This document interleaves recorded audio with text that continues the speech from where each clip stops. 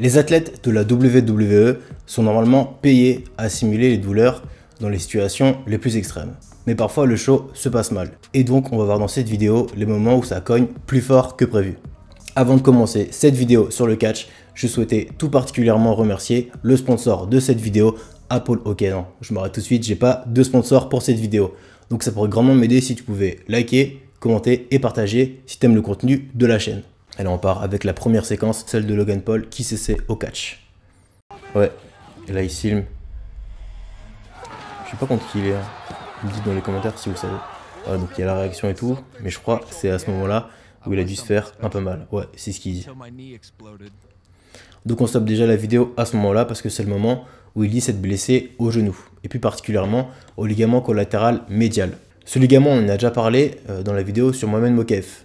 Il sert en fait à relier le fémur au tibia et à garder la stabilité du genou sur son compartiment interne. Donc voilà, en général, s'il est cassé, on peut faire un testing, donc essayer de regarder s'il y a une plus grande mobilité. Si elle est augmentée, c'est qu'il y a peut-être une rupture. Après, je crois que ses potes ils se font marave aussi. Là, ils rigolent toujours, mais... Et ça, c'est un truc que je comprends pas aussi. Je sais pas si... je savais pas qu'au catch, en fait, ils savaient pas s'ils allaient gagner avant ou après. Donc dites-moi si vous savez, ça c'est une question que je me pose. Est-ce que tout est fait dès le début, enfin le scénario, ou est-ce qu'au fur et à mesure, ils savent... bon, ils se disent là, je vais essayer de gagner ou je vais perdre. I think it's Which it's ACL? definitely your meniscus and the MCL, and I think the ACL is too. I did a triple whammy. Ouais, c'est ça. Donc le médecin, il lui dit direct. Bah, je pense qu'il y a le ligament croisé. Donc ils appellent ça MCL en anglais. Donc il dit, je crois qu'il y a le ligament collatéral médial qui est touché, comme on disait tout à l'heure. Et en plus de ça, lui, il pense qu'il y a le ligament, bon, peut-être croisé. Et il parle aussi du ménisque. Donc le ménisque, c'est en fait du cartilage qui est en forme de croissant et qui va servir en fait d'amortisseur au sein du genou. Ça peut être très douloureux si c'est touché, comme dans son cas. Et c'est aussi très souvent associé avec une rupture du ligament croisé médial ou du ligament croisé antérieur. Donc c'est pour ça qu'il dit j'ai la triple peine. Ok, bon, on passe à la vidéo suivante, c'est celle de John Cena. Mon gars, John Cena. Alors, qu'est-ce qui se passe? Ah ouais, mis direct. Donc genou direct dans le nez. Sans problème. Donc là on voit quand même, hein, normalement il est censé reprendre tout, mais on voit qu'il est pas bien, John Cena là.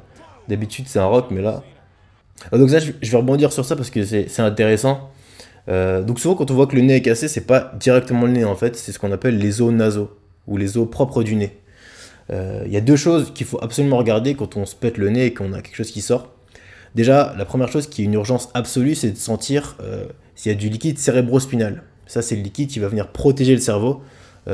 Et en fait, souvent, s'il y a une lésion au niveau de la base du crâne et on sent un petit goût sucré dans le nez, ça c'est une urgence vitale parce que ça veut dire qu'il y a une fuite entre le liquide du cerveau et l'extérieur.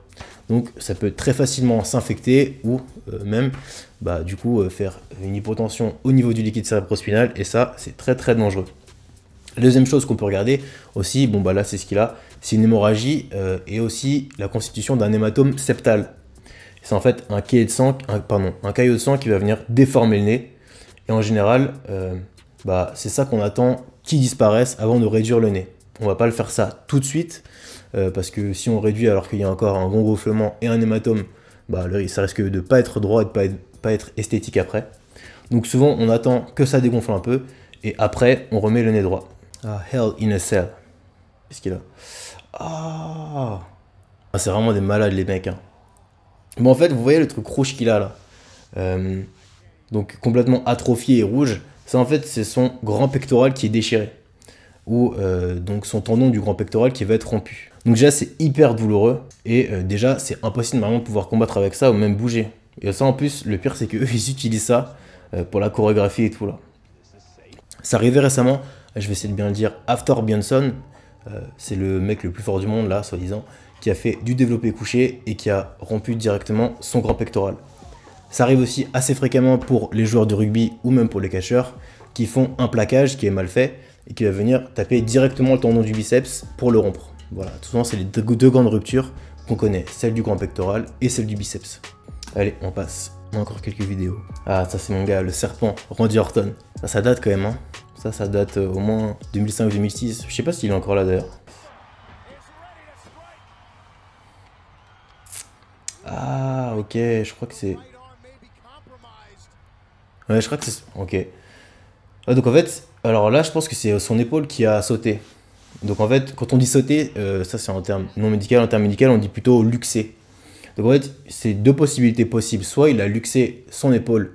Donc c'est quand on parle de luxer l'épaule, c'est en fait la luxation de l'humérus qui va venir sortir de la glène humérale, donc de normalement sa position de repos, et elle va sortir, ce qui va faire une épaule en coup de hache si elle sort vers l'avant, et en arrière on va voir plutôt l'inverse. Donc on va voir la tête humérale qui va sortir. C'est différent de l'autre luxation assez fréquente, la luxation de l'articulation acromioclaviculaire. Cette articulation, vous pouvez la sentir ici quand vous touchez le haut de l'épaule, c'est le petit reliquat osseux là que vous sentez, et ça relie la clavicule à l'acromion. Et ça peut venir se luxer, et donc on appelle ça une luxation acromioclaviculaire.